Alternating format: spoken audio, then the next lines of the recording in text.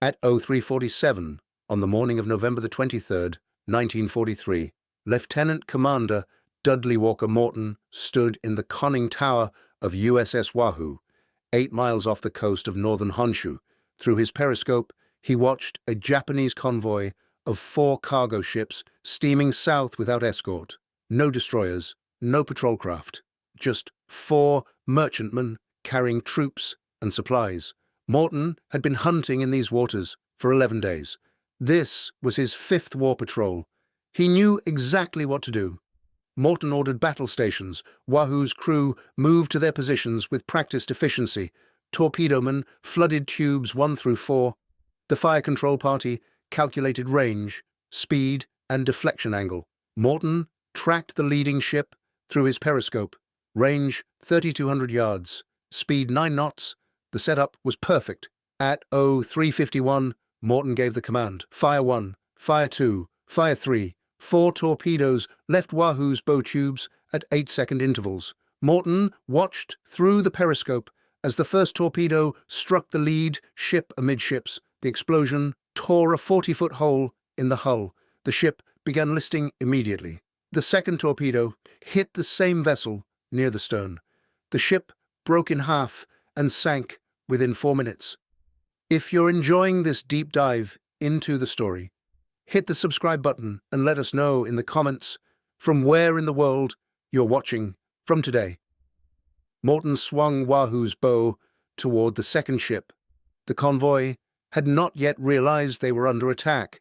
No evasive maneuvers, no radio calls for help, just 3 remaining ships continuing on course as if nothing had happened.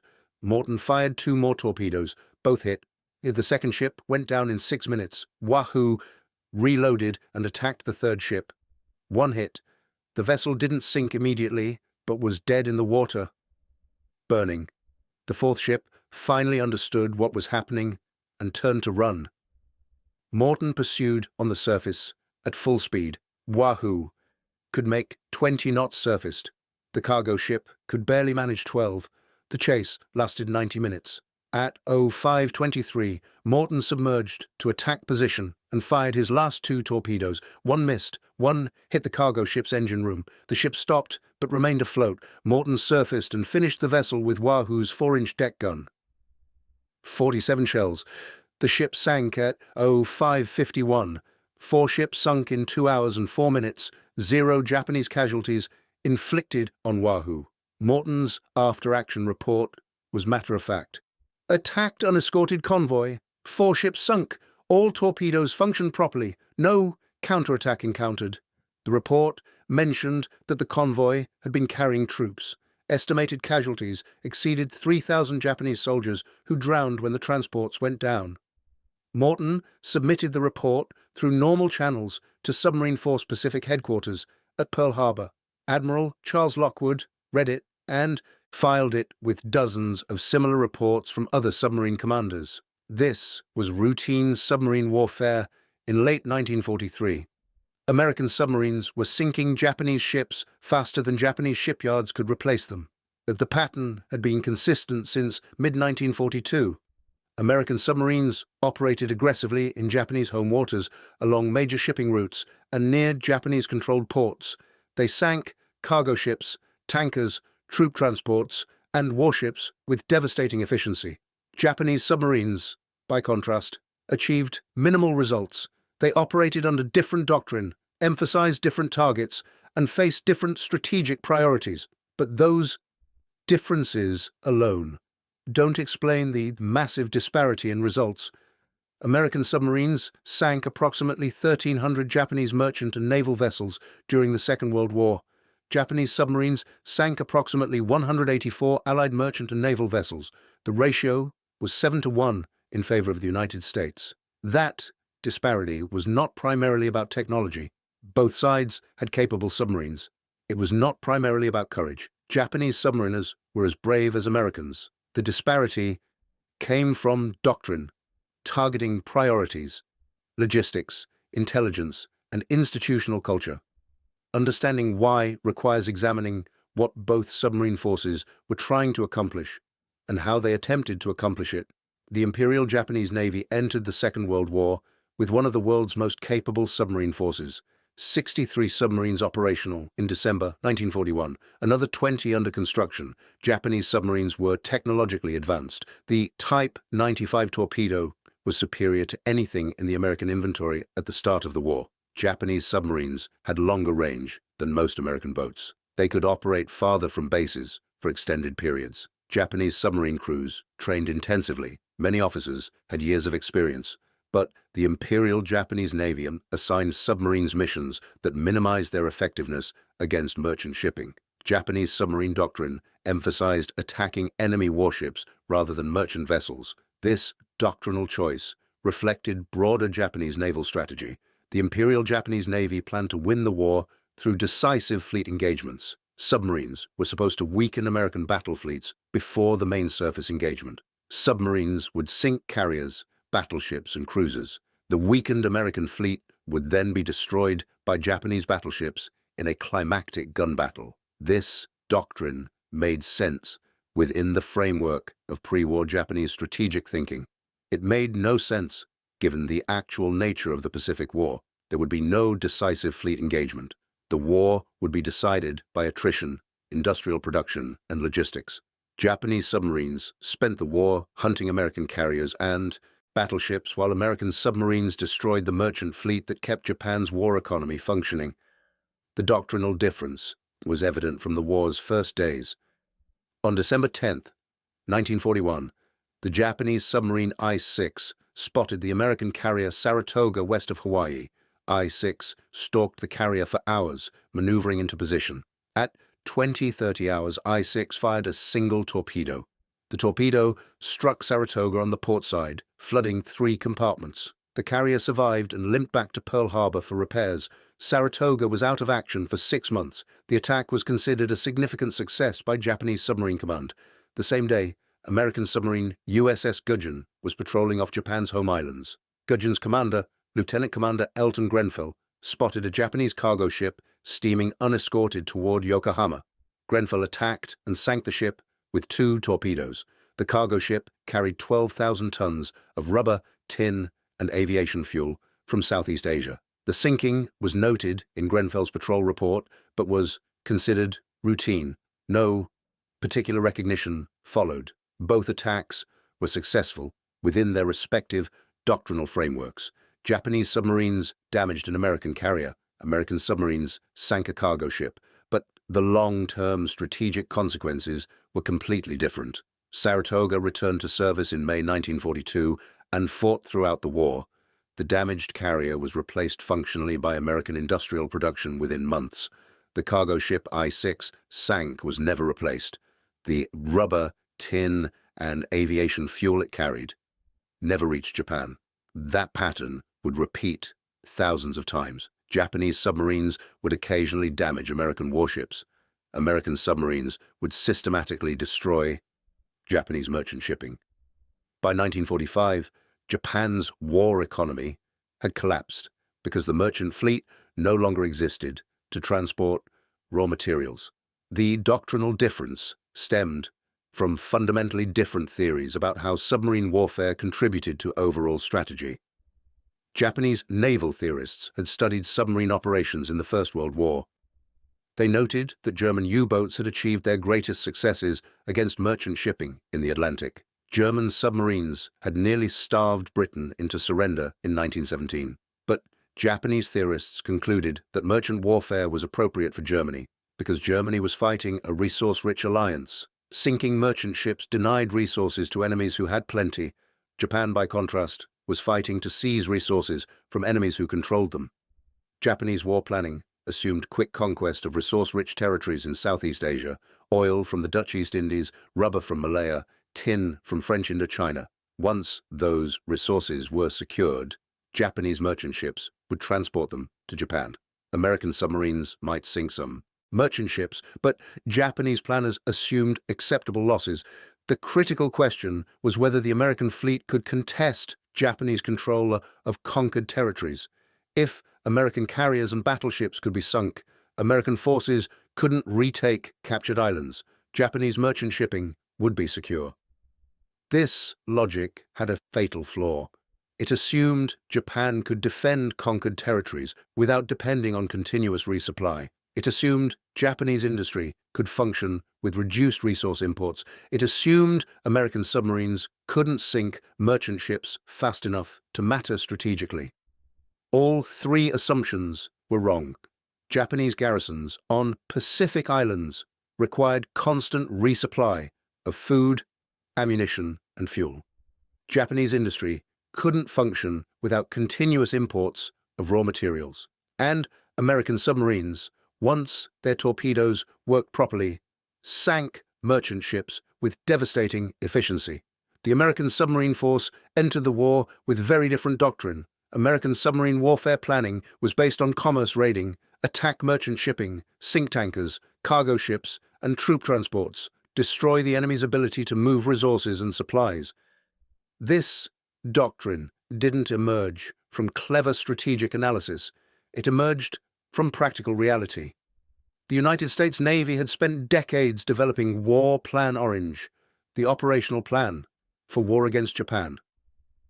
War Plan Orange assumed Japan would seize the Philippines immediately. American forces would retreat to Hawaii and conduct a fighting advance westward across the Pacific. The advance would require years. During those years, American submarines would operate independently in Japanese-controlled waters, attacking targets of opportunity. Merchant ships were always targets of opportunity. They were numerous, they were weakly defended, and they were strategically valuable. Sinking cargo ships disrupted Japanese logistics. Sinking tankers denied fuel to Japanese forces. Sinking troop transports prevented reinforcement of Japanese garrisons.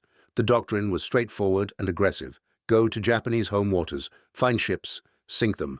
Don't wait for perfect targets. Sink what you find. This aggressive commerce raiding doctrine was reinforced by personality. Admiral Charles Lockwood, who commanded Submarine Force Pacific from February 1943 until the end of the war, believed submarines should attack anything that floated. Lockwood was an aggressive commander who encouraged his submarine captains to take risks. He relieved commanders who he believed were too cautious. He promoted commanders who achieved results. Under Lockwood's command, American submarine doctrine evolved toward maximum aggression. But doctrine alone didn't win the submarine war. American submarines had massive advantages in logistics, intelligence, and industrial support that Japanese submarines lacked. The logistical advantage was perhaps most significant. American submarines operated from forward bases at Pearl Harbor, Midway, Brisbane, and Fremantle. These bases were well supplied, well defended, and positioned to allow submarines quick access to Japanese shipping routes. A submarine could depart Pearl Harbor, transit to Japanese home waters in 2 weeks, patrol for 4 weeks, and return in 2 weeks. Total patrol cycle, 8 weeks. Rapid turnaround meant more patrols per year, more attacks per submarine, more sinkings overall. Japanese submarines operated from bases in Japan and later from Truk and Rabaul. These bases were adequate for supporting operations but didn't provide the same rapid cycle capability American bases offered. More importantly, Japanese submarines spent significant time on logistics missions that removed them from combat operations. Japanese submarines transported supplies to isolated garrisons. They evacuated wounded personnel. They carried special forces for reconnaissance missions. These missions were necessary because Japan lacked adequate surface transport, but they kept submarines away from combat patrol areas.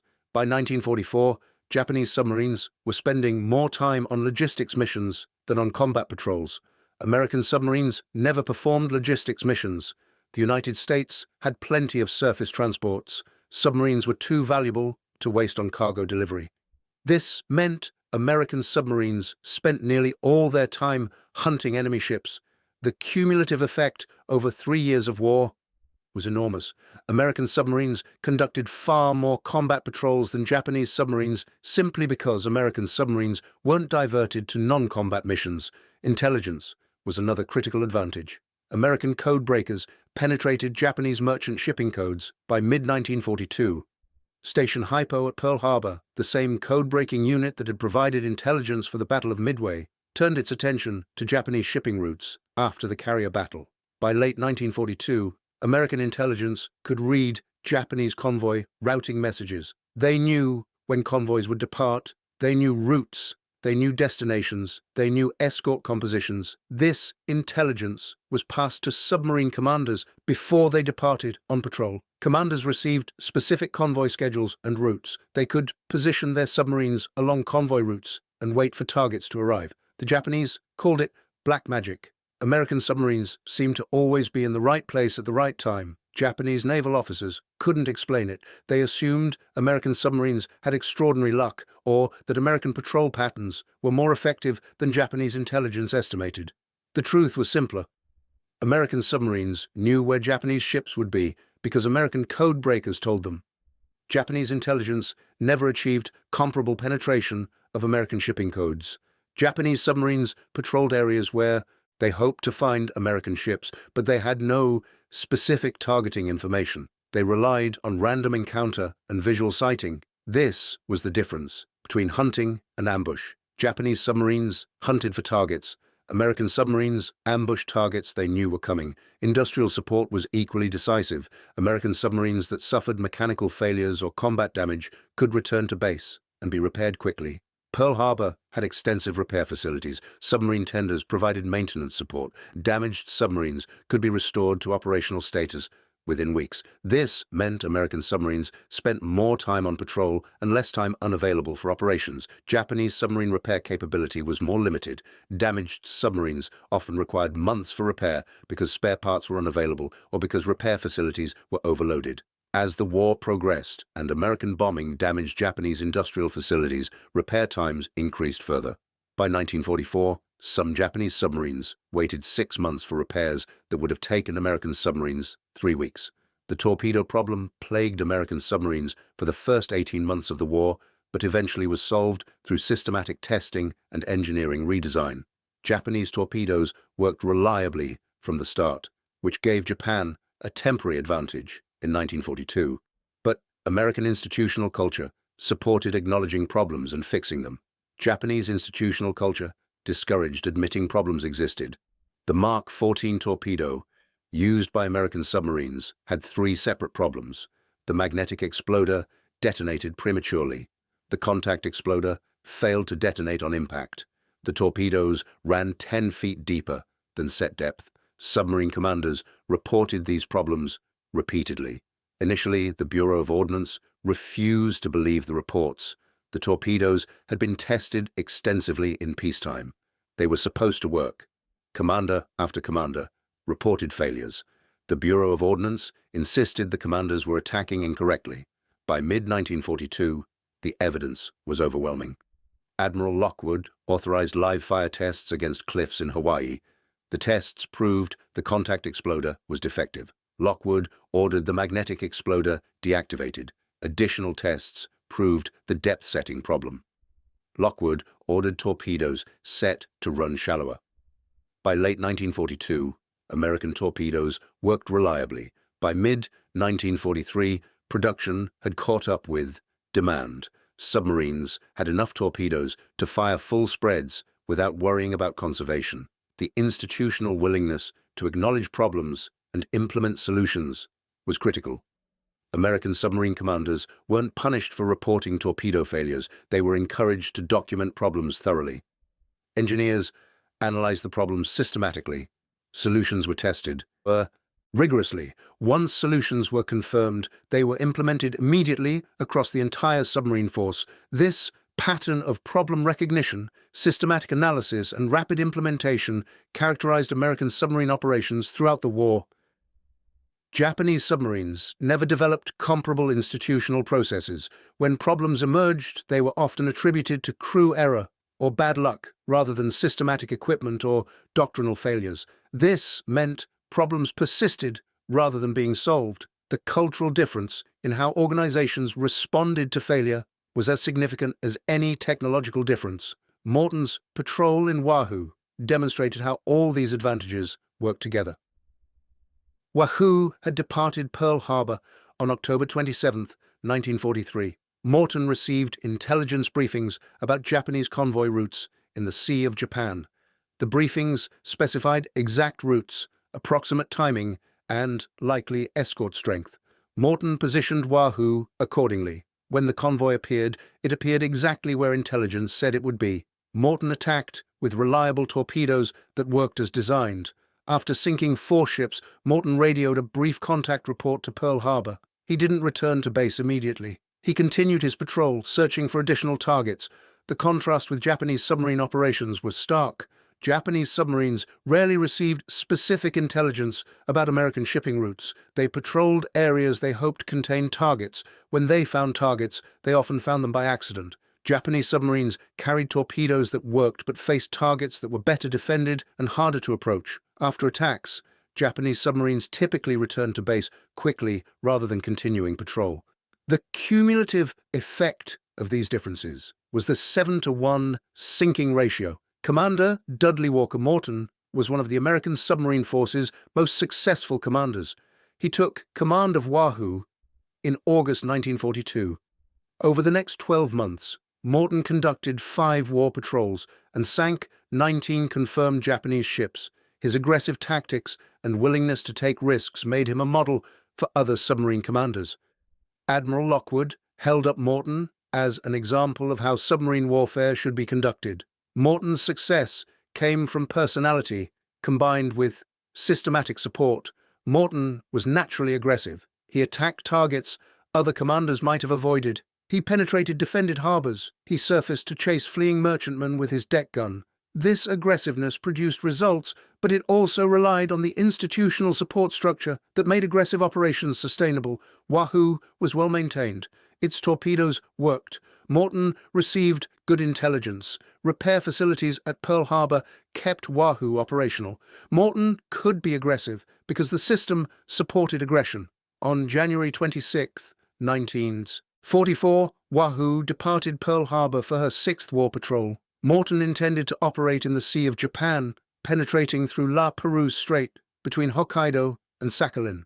The patrol was considered extremely dangerous. The strait was heavily mined and patrolled by Japanese anti-submarine forces. Several American submarines had been lost attempting similar missions. Morton believed the risk was justified because the Sea of Japan was full of unescorted merchantmen. Japanese shipping in those waters moved freely because commanders assumed no American submarines could penetrate the defensive barriers. Wahoo successfully passed through La Perouse Strait and began operations in the Sea of Japan. On February 9th, Morton radioed Pearl Harbor, reporting he had sunk 3 ships. On February 11th, he reported 2 more sinkings. After February 11th, no further communications were received from Wahoo. The submarine was declared overdue on March 6th. She was presumed lost with all hands. After the war, captured Japanese records revealed what happened. On October 11, 1943, a Japanese patrol aircraft spotted a submarine on the surface in La Perouse Strait. The aircraft attacked with depth charges. The submarine was Wahoo, attempting to exit the Sea of Japan after completing her patrol. The Japanese depth charges damaged Wahoo's pressure hull. The submarine submerged but couldn't dive deep enough to escape follow-up attacks. Additional Japanese anti-submarine vessels arrived and dropped more depth charges. Wahoo sank with her entire crew of 80 men. Commander Morton died with his crew. He was 37 years old. Morton's death illustrated the risks of aggressive submarine warfare. But his success before his death illustrated why American submarine doctrine worked. Morton conducted 5 successful patrols before the 6th patrol that killed him. During those 5 patrols, he sank 19 ships. The strategic impact of removing 19 ships from Japanese merchant fleet far exceeded the loss of 1 submarine and 80 crew members. That calculation sounds brutal, but it reflects the arithmetic of attrition warfare. American submarines had to sink more ships than they lost. They did, by a massive margin. If you find this story engaging, please take a moment to subscribe and enable notifications. It helps us continue producing in-depth content like this. Japanese submarines never achieved comparable success rates because they never targeted merchant shipping systematically. Lieutenant Commander Zenji Uita commanded the Japanese submarine I-19 during multiple patrols in 1942 and 43.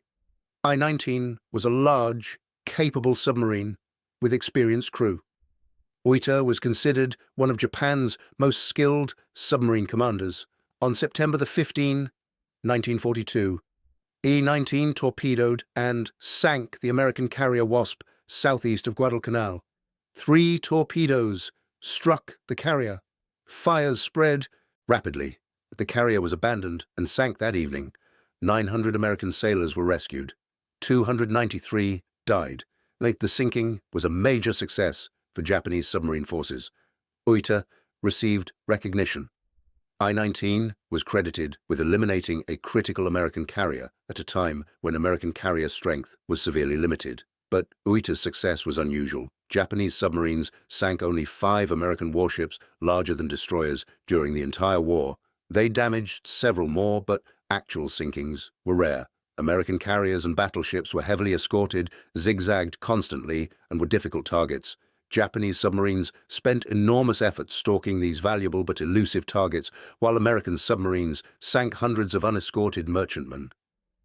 The strategic logic seemed inverted.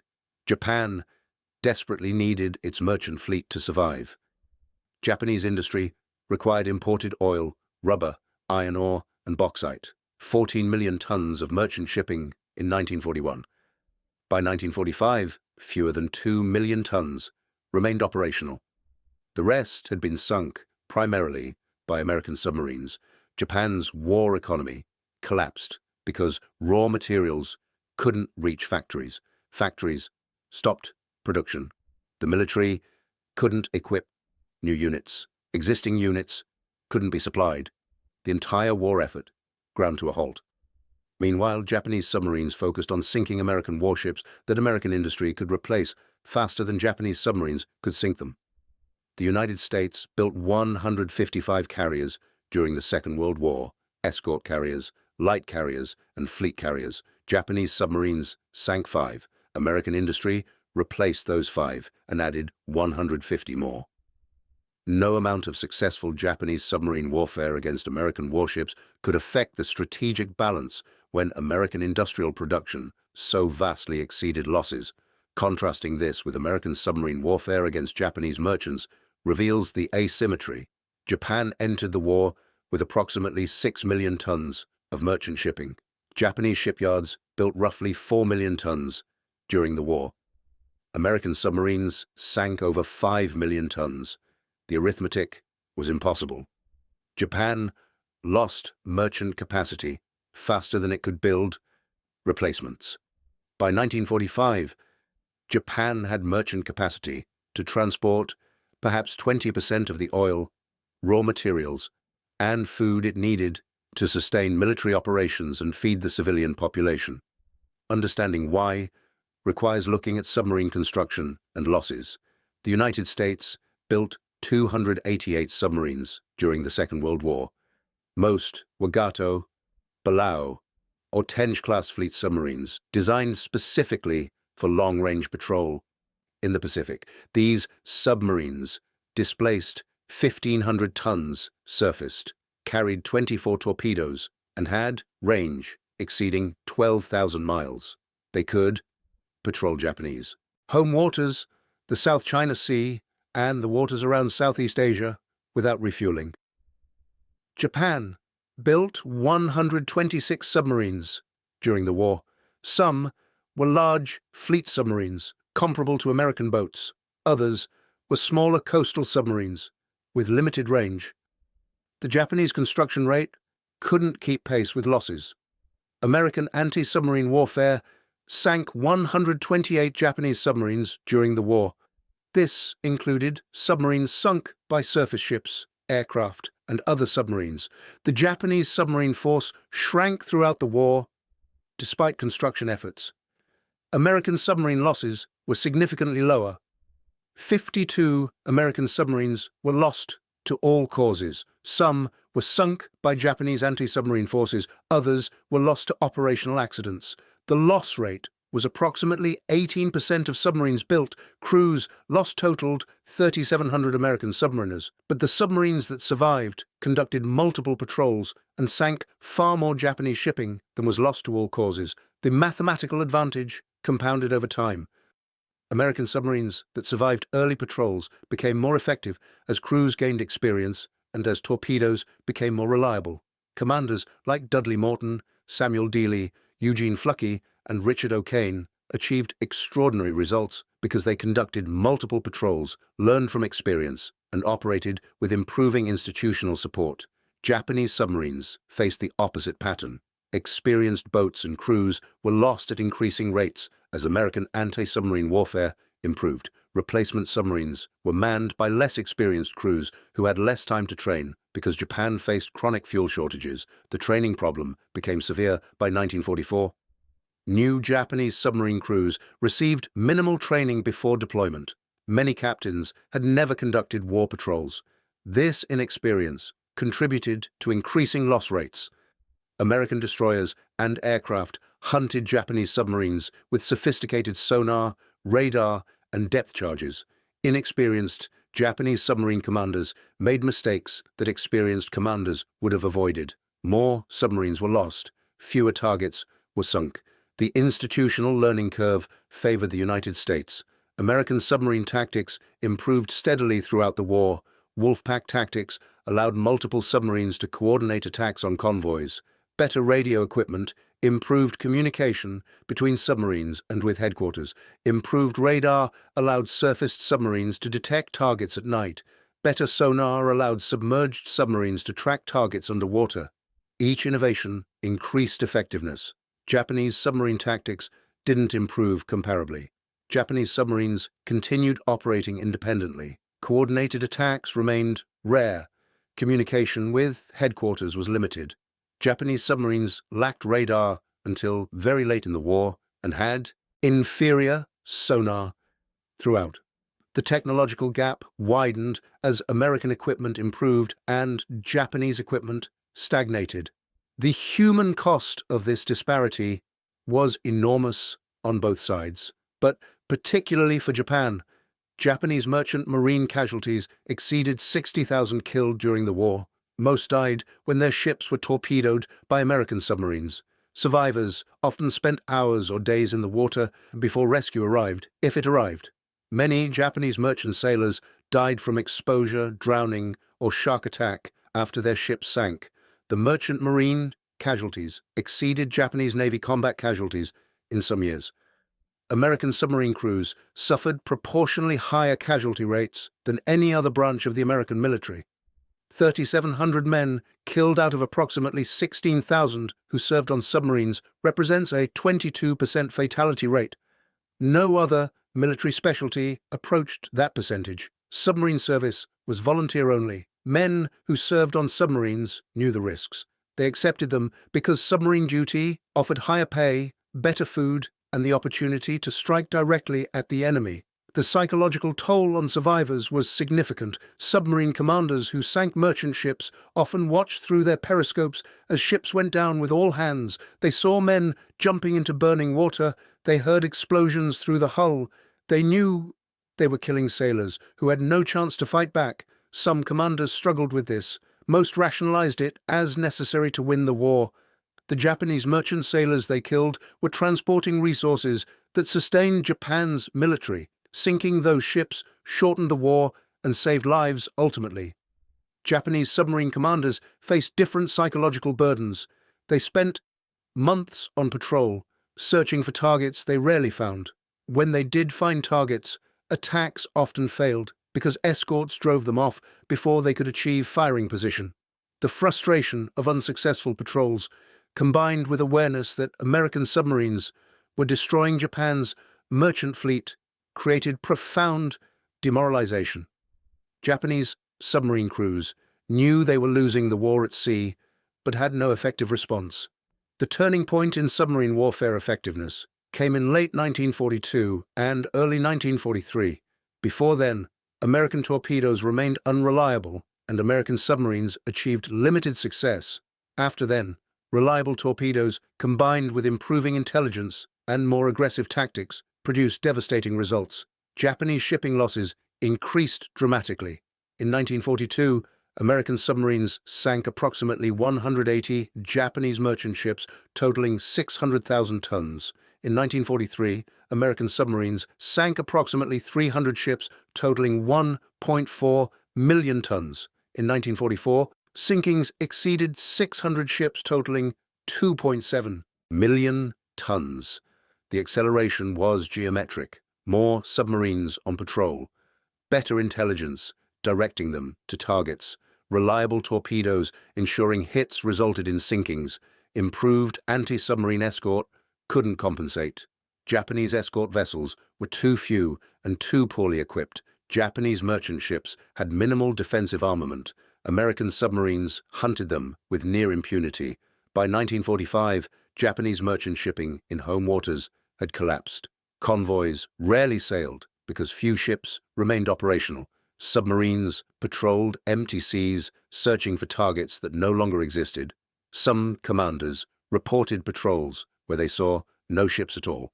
The strategic objective had been achieved. Japan's merchant fleet was destroyed, but the war continued for months because Japan refused to surrender until atomic weapons and Soviet entry forced capitulation. The final accounting showed the disparity clearly.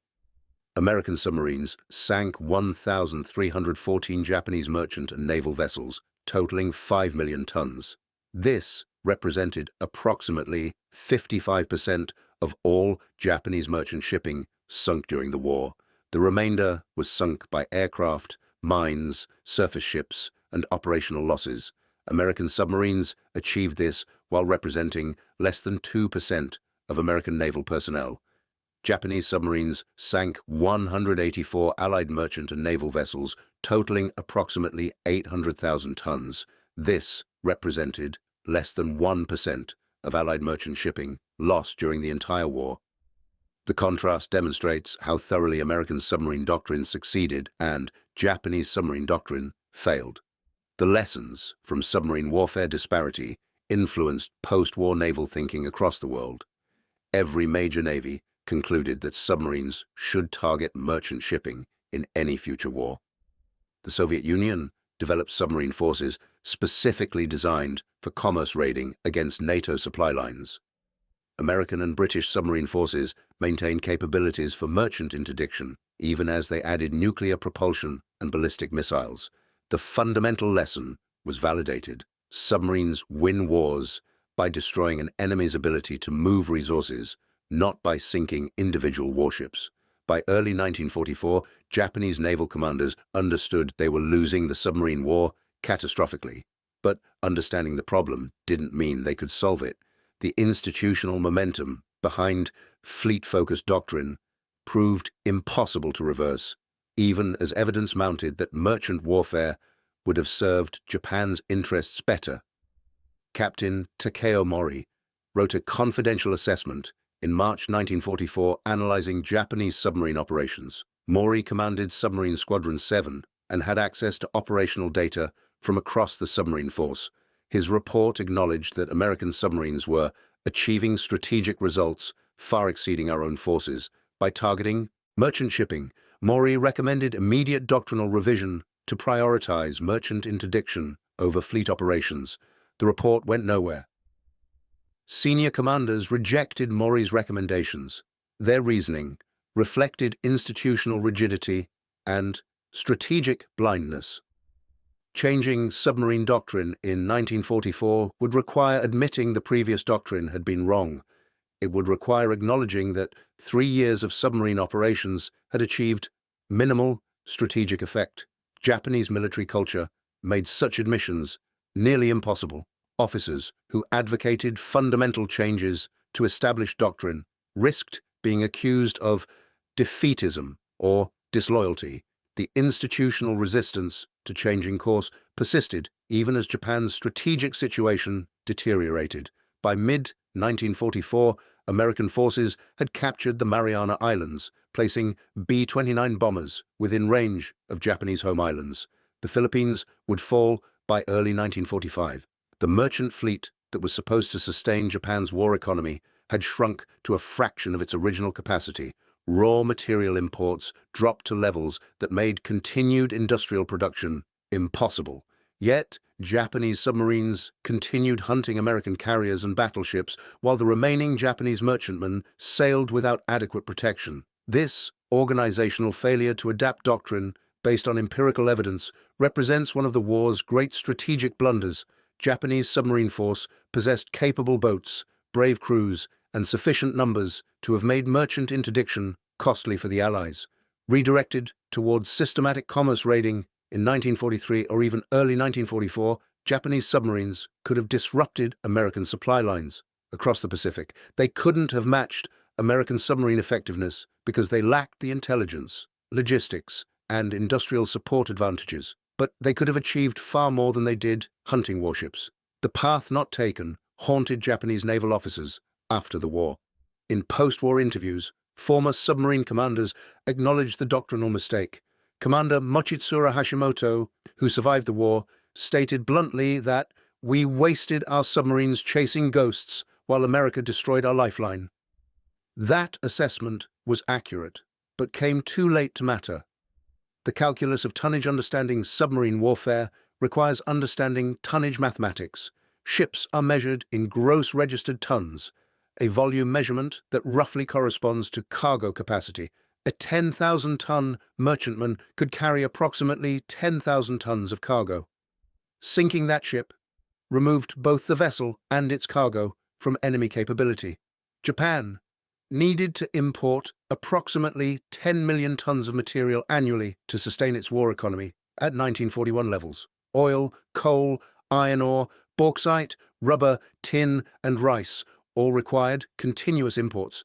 The merchant fleet in December 1941 totaled approximately 6 million tons. This meant each ship had to make multiple voyages annually, cycling between resource areas in Southeast Asia and ports in Japan. American submarine warfare attacked both components of this equation. Sinking ships reduced fleet capacity. Sinking ships on specific routes disrupted particular resource flows. The cumulative effect created cascading failures across Japan's entire economic system. Oil provides the clearest example. Japan imported approximately 5 million barrels of oil monthly in 1941. Mostly from the Dutch East Indies. Transporting that oil required approximately 200 tanker voyages monthly. American submarines prioritized tankers as high-value targets. By 1944, American submarines were sinking tankers faster than Japan could build replacements. Monthly oil imports dropped to 3 million barrels, then 2 million, then less than 1 million by early 1945. The oil shortage created immediate military consequences. The combined fleet remained in port because fuel wasn't available for training exercises. Pilots received reduced flight training because aviation fuel was scarce. Ground forces consumed fuel reserves without replacement.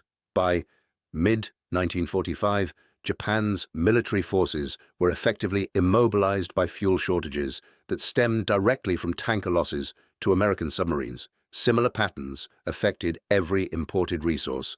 Iron ore shortages reduced steel production.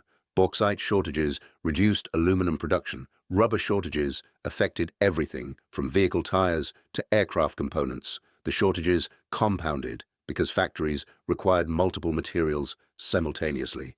A shortage of any single input shut down production even if other materials remained available. Japanese economic planners had anticipated merchant shipping losses. Pre-war studies estimated Japan could sustain war operations with merchant capacity reduced to 4 million tons. That estimate proved catastrophically optimistic. It assumed losses would be distributed evenly across the fleet and that remaining ships could maintain regular sailing schedules.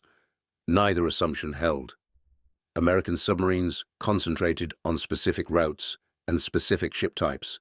Tanker losses exceeded general merchant losses. Ships sailing from Southeast Asia faced higher attrition than ships on other routes. The remaining merchant capacity couldn't efficiently allocate to alternative routes because convoy routing was rigid and port capacity was limited. The mathematics turned decisively against Japan by late 1943. American submarines were sinking merchant ships faster than Japanese shipyards could replace them. Simultaneously, American shipyards were building submarines faster than Japanese anti-submarine forces could sink them. The tonnage equation became unsustainable. Each month, Japan's net merchant capacity decreased while America's submarine capacity increased. Extrapolating forward, the end point was predictable. Japan's merchant fleet would cease to exist while American submarine strength continued growing. Japanese naval planners understood this arithmetic by early 1944. They couldn't reverse it because the underlying advantages all favored the United States. American industrial capacity vastly exceeded Japanese capacity. American code breaking provided targeting intelligence Japan couldn't match. American logistics enabled rapid submarine deployment cycles Japan couldn't replicate. The tonnage war was decided by factors beyond tactical execution or doctrinal modification. The technology gap. That wasn't popular accounts of submarine warfare often emphasized technological differences between American and Japanese submarines. These accounts overstate technology's role. Both sides fielded capable submarines. The decisive differences were operational and strategic, not technological. Japanese submarines incorporated innovative features American submarines lacked.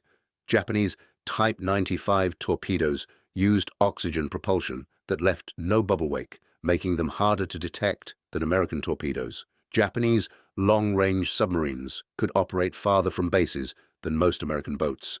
Japanese submarines carried Type A midget submarines for special operations.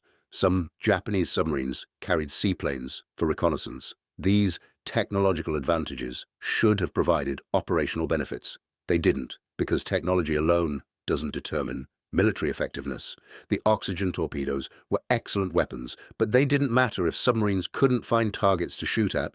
Long range was valuable, but it didn't help if submarines were diverted to logistics missions instead of combat patrols. Midget submarines and seaplanes represented innovation, but they consumed resources without producing strategic results proportional to their cost. American submarines were technologically simpler but operationally superior. They had reliable diesels, functional torpedoes once the Mark 14 was fixed, and adequate range for Pacific operations. More importantly, they had radar for surface detection, effective sonar for underwater tracking, and radio equipment that allowed coordination with headquarters.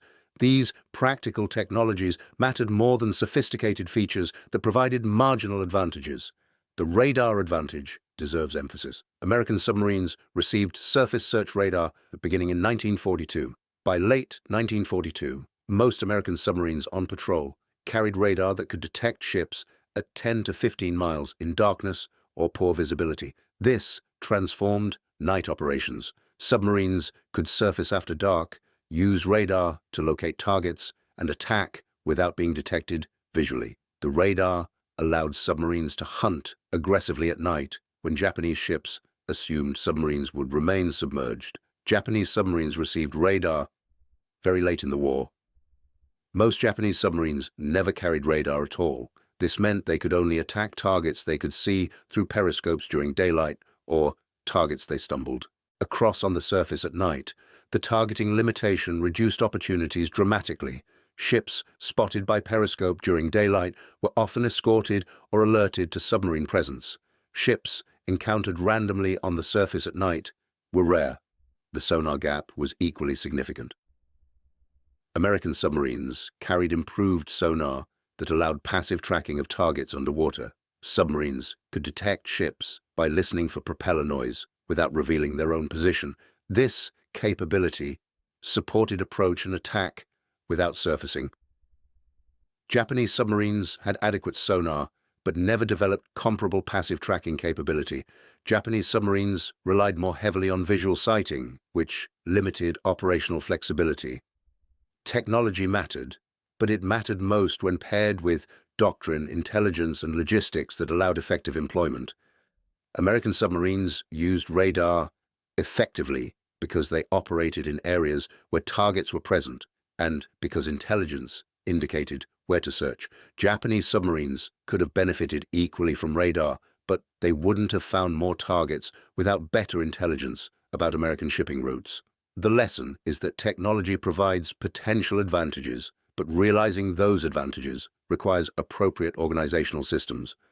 American submarines were more effective not because they were dramatically more advanced technologically, but because the entire American submarine warfare system supported effective operations. Japanese submarines had capable technology that couldn't overcome systemic disadvantages in doctrine, intelligence, and logistics. The human element numbers and tonnage statistics obscure submarine warfare's human reality.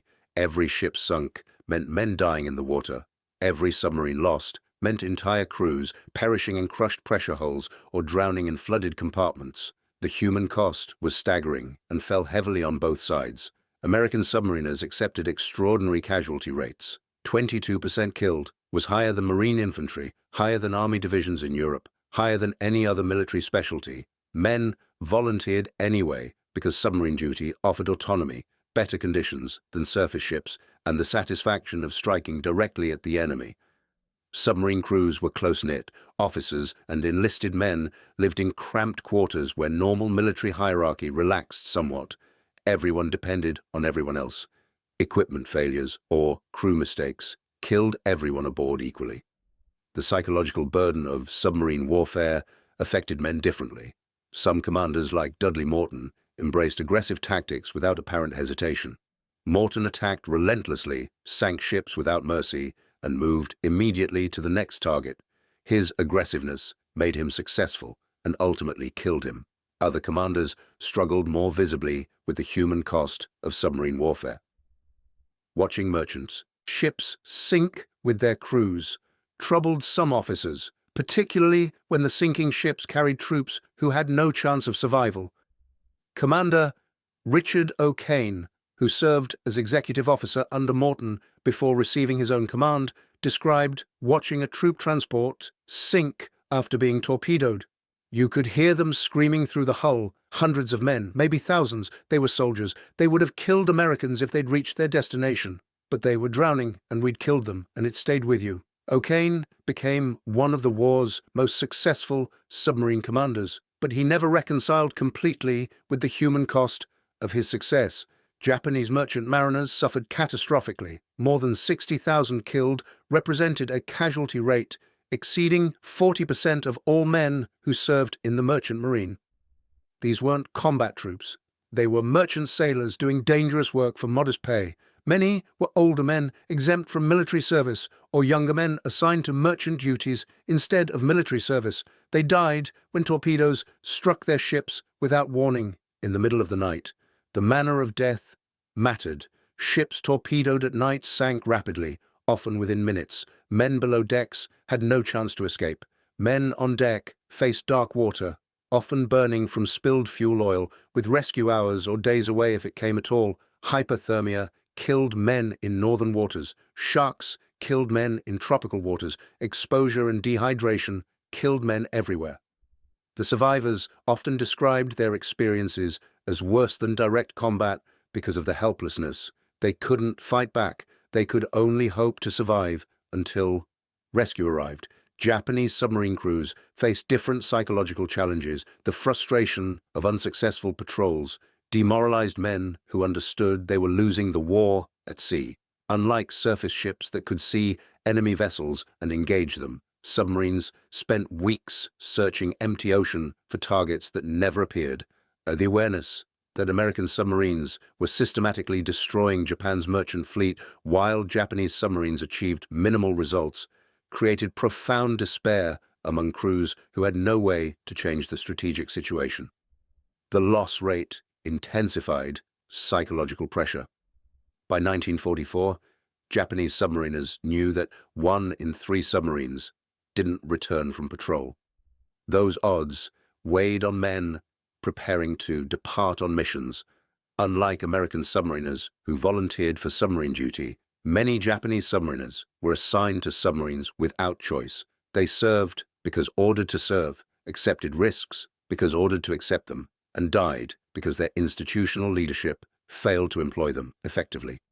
The strategic blindness, the question that haunts any examination of submarine warfare disparity, is why Japanese leadership never adapted. evidence accumulated throughout the war that merchant warfare was succeeding for the United States and that fleet-focused doctrine was failing for Japan. Yet, institutional changes never came. Understanding this failure requires understanding how military organizations resist changing established doctrine even when that doctrine is failing. Japanese naval leadership operated within a strategic framework established decades before the Pacific War began. That framework assumed naval warfare would be decided by decisive fleet engagement between battle lines of capital ships. Submarines were supporting arms designed to weaken enemy fleets before the climactic battle. This framework had guided Japanese naval planning, construction, and training since the Russo-Japanese War. It reflected theories developed by Alfred Thayer Mahan and adapted to Japanese circumstances. It was deeply embedded in institutional culture. Changing such fundamental doctrine required acknowledging that the framework was wrong. It required admitting that decades of planning had been based on incorrect assumptions. It required accepting that a different approach would have served Japan better. These admissions were professionally and psychologically difficult for officers whose entire careers had been built on the existing framework. The institutional resistance was reinforced by the success bias. When Japanese submarines did sink Allied warships, those successes received enormous attention. The sinking of Wasp in September 1942 was celebrated as proof that Japanese submarine doctrine worked. The successes, though rare, validated the existing approach in the minds of senior commanders. The failures received less attention because failures were attributed to execution problems rather than doctrinal problems. American military leadership showed greater institutional flexibility, though not without struggle. The torpedo problem created intense conflict between submarine commanders who reported problems and Bureau of Ordnance officials who insisted the torpedoes worked correctly. The conflict was resolved only when systematic testing proved the problems existed. But critically, the problems were resolved. Commanders who reported torpedo failures weren't punished for defeatism. They were eventually proven correct. The institutional culture allowed bottom-up feedback to change top-down decisions. This cultural difference in handling failure was perhaps more important than any single tactical or technological difference. Organizations that can identify problems, analyze them systematically, and implement solutions rapidly will outperform organizations that deny problems exist or punish people who identify problems. American submarine forces demonstrated this adaptive capability. Japanese submarine forces didn't. The result was that American submarine doctrine evolved throughout the war while Japanese submarine doctrine stagnated. American submarines adopted wolfpack tactics when individual attacks proved insufficient. They incorporated radar and improved sonar as technology became available. They refined approach techniques based on combat experience. The force learned and adapted continuously. Japanese submarines continued operating as they had in 1941. Individual patrols searching for fleet targets, limited coordination between submarines, minimal adoption of new technologies or tactics. The force didn't learn because the institutional culture didn't support learning from failure. The endgame. By January 1945, Japanese merchant shipping had effectively collapsed. Fewer than 2 million tons remained operational. Convoy routes that had once carried hundreds of ships monthly now carried dozens. Some routes were abandoned entirely because insufficient ships remained to make convoy organization worthwhile. American submarines prowled Japanese home waters, finding so few targets that some commanders requested reassignment to areas where ships might still be found. The strategic objective had been achieved. Japan couldn't import oil, raw materials, or food in quantities sufficient to sustain military operations or feed the civilian population. The home islands faced starvation. Industrial production had declined to perhaps 20% of 1941 levels. The military couldn't equip new units or adequately supply existing units. The war was strategically lost, yet the war continued for 8 more months. Japan refused to surrender, despite having lost the capacity to continue fighting effectively. This decision condemned hundreds of thousands of additional people to death from bombing, combat, disease, and starvation. The suffering was immense and unnecessary in any rational strategic calculation. But Japan's military leadership refused to acknowledge defeat until atomic weapons and Soviet entry into the war made continued resistance impossible.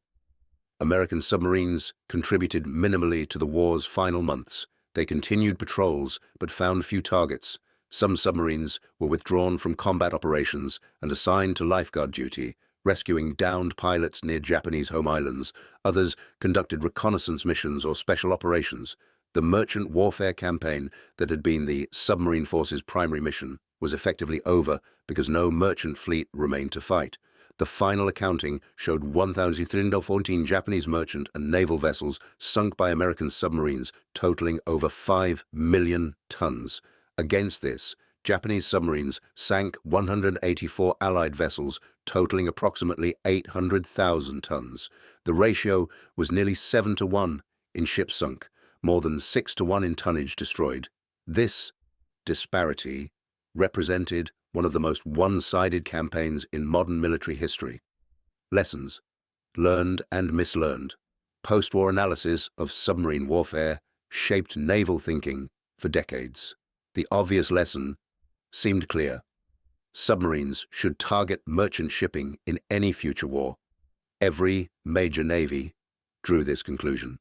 Soviet submarine forces during the Cold War were designed explicitly for commerce raiding against NATO supply lines crossing the Atlantic. American and British submarine forces maintained anti-shipping capabilities even as they added nuclear propulsion and strategic missile systems. But the lesson was more complex than it appeared. American submarine success in the Pacific resulted from multiple overlapping advantages working together. Superior intelligence from code breaking, better logistics, enabling rapid patrol cycles, aggressive doctrine supported by institutional culture, industrial capacity that produced submarines faster than they could be sunk, technological advantages in radar and sonar. Any one of these advantages alone would have been insufficient. Combined, they produced overwhelming success.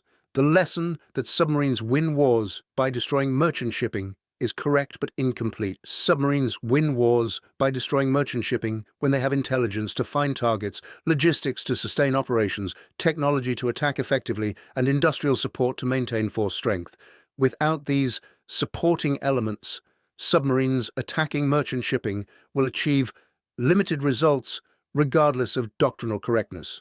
Japanese failure demonstrated the inverse lesson. Correct doctrine alone doesn't guarantee success. Japanese submarines targeting American carriers and battleships failed not because fleet engagement doctrine is inherently wrong, but because they lacked the supporting advantages needed to make any doctrine work effectively. Had Japanese submarines targeted Allied merchant shipping instead, they would have achieved more than they did, but they still wouldn't have matched American submarine effectiveness because they lacked the intelligence, logistics, and industrial advantages.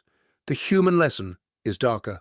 Submarine warfare in the Pacific killed tens of thousands of people, most of them merchant sailors and submariners who died horrible deaths. The campaign was strategically decisive. It shortened the war by collapsing Japan's war economy. But the human cost was enormous, and much of that cost fell on men who weren't combat soldiers but were simply trying to do their jobs. Conclusion. The disparity between American and Japanese submarine warfare effectiveness stemmed from multiple reinforcing factors. Doctrine mattered, intelligence mattered, logistics mattered, technology mattered, industrial capacity mattered, institutional culture mattered. No single factor determined the outcome, but every factor favored the United States.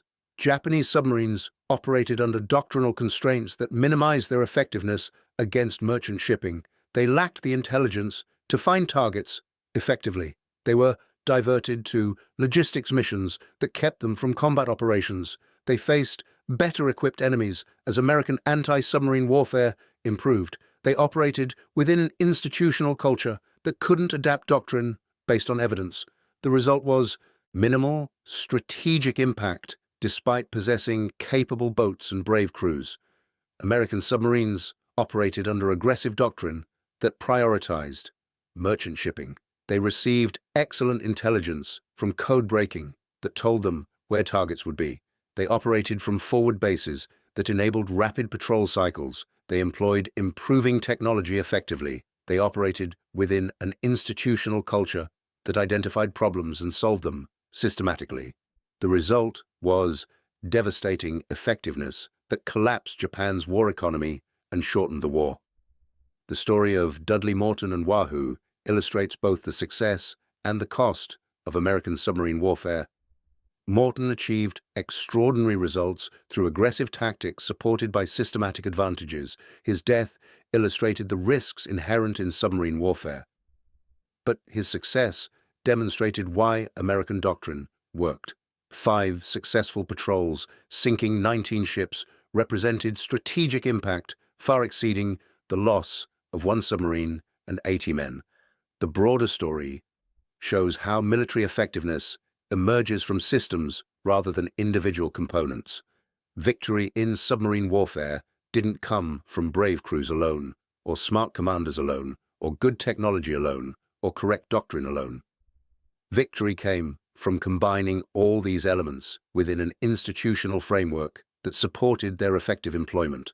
That lesson transcends submarine warfare and applies to military operations generally. Success requires not just good parts, but systems that make good parts work together effectively. The 1,314 Japanese ships sunk by American submarines testify to what systematic advantages can achieve when properly employed. The 184 Allied ships sunk by Japanese submarines testify to what happens when doctrine, organization, and supporting systems fail to align effectively. The disparity between these numbers tells the story of 2 submarine forces operating in the same war, facing similar challenges, but achieving vastly different results because of differences in how they understood submarine warfare's strategic purpose and how they organized their forces to achieve that purpose. Thank you for watching. For more detailed historical breakdowns, check out the other videos on your screen now and don't forget to subscribe.